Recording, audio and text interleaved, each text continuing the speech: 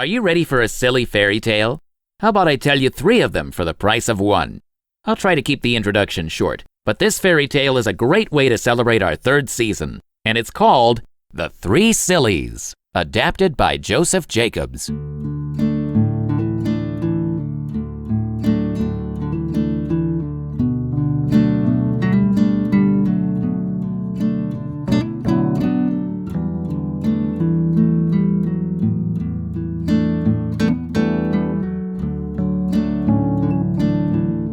Once upon a time, there was a farmer and his wife who had 1 daughter, and she was courted by a gentleman. Every evening, he used to come and see her and stop to supper at the farmhouse, and the daughter used to be sent down into the cellar to draw the beer for supper. So one evening, she had gone down to draw the beer, and she happened to look up at the ceiling while she was drawing, and she saw a mallet stuck in one of the beams. It must have been there a long, long time, but somehow or other, she had never noticed it before, and she began a-thinking. And she thought it was very dangerous to have that mallet there, for she said to herself, "Suppose him and me was to be married, and we was to have a son, and he was to grow up to be a man, and come down into the cellar to draw the beer, like as I'm doing now, and the mallet was to fall on his head and kill him. What a dreadful thing it would be!" And she put down the candle and the jug and sat herself down and began a-crying.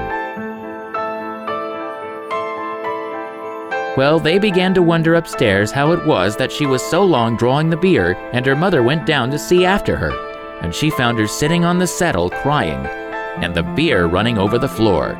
"Why, whatever is the matter?" said her mother.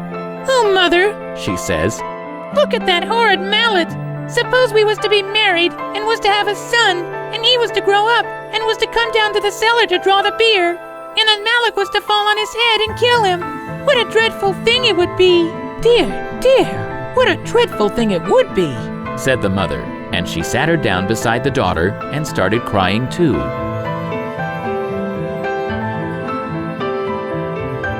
Then after a bit, the father began to wonder that they didn't come back, and he went down into the cellar to look after them himself, and there they too sat crying, and the beer running all over the floor. "Whatever is the matter?" he says. "Why," says the mother, "look at that horrid mallet. Just suppose if our daughter and her sweetheart was to be married, and was to have a son, and he was to grow up, and was to come down into the cellar to draw the beer, and the mallet was to fall on his head and kill him. What a dreadful thing it would be!" "Dear, dear, dear, so it would," said the father, and he sat himself aside of the other 2 and started a-crying.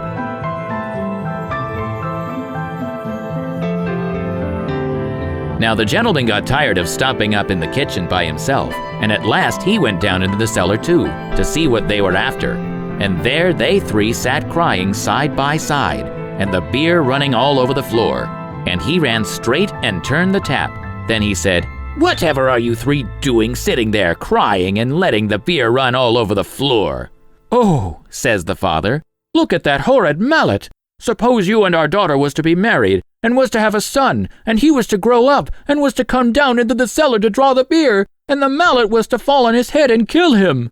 And then they all started crying worse than before. But the gentleman burst out laughing and reached up and pulled out the mallet, and then he said, "I've traveled many miles, and I never met 3 such big sillies as you 3 before, and now I shall start out on my travels again. And when I can find 3 bigger sillies than you 3, then I'll come back and marry your daughter." So he wished them goodbye and started off on his travels, and left them all crying because the girl had lost her sweetheart.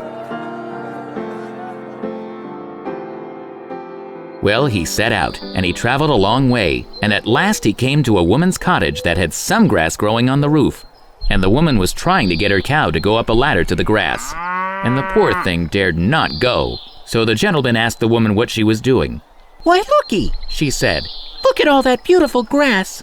I'm going to get the cow onto the roof to eat it. She'll be quite safe, for I shall tie a string around her neck, and pass it down the chimney and tie it to my wrist as I go about the house, so she can't fall off without my knowing it."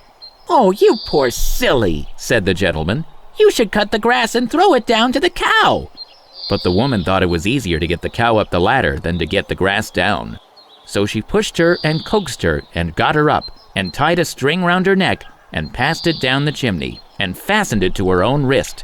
And the gentleman went on his way, but he hadn't gone far when the cow tumbled off the roof and hung by the string tied round her neck, and it strangled her. And the weight of the cow tied to her wrist pulled the woman up the chimney, and she stuck fast halfway and was smothered in the soot.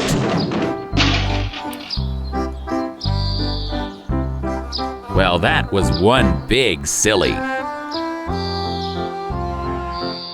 And the gentleman went on, and he went to an inn to stop the night. And they were so full at the inn that they had to put him in a double-bedded room, and another traveler was to sleep in the other bed.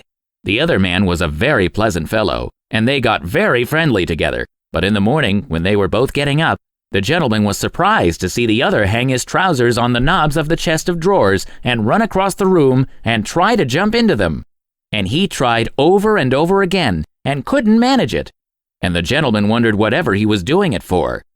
At last he stopped and wiped his face with his handkerchief. "Oh dear," he says, "I do think trousers are the most awkwardest kind of clothes that ever were. I can't think who could have invented such things. It takes me the best part of an hour to get into mine every morning, and I get so hot. How do you manage yours?" So the gentleman burst out laughing and showed him how to put them on, and he was very much obliged to him and said he never should have thought of doing it that way.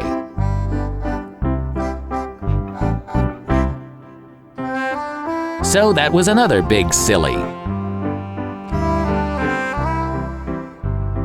Then the gentleman went on his travels again, and he came to a village, and outside the village there was a pond, and round the pond there was a crowd of people. And they had rakes and brooms and pitchforks reaching into the pond. And the gentleman asked what was the matter. "Why," they say, "matter enough. Moon's tumbled into the pond, and we can't rake her out anyhow." So the gentleman burst out laughing and told them to look up into the sky, and that it was only the shadow in the water. But they wouldn't listen to him, and he abused him shamefully, and he got away as quick as he could. So there were a whole lot of sillies bigger than the 3 sillies at home. So the gentleman turned back home again and married the farmer's daughter. And if they didn't live happily forever after, that's nothing to do with you or me. Well, now you see that there are 3 stories for the price of 1 in this silly story.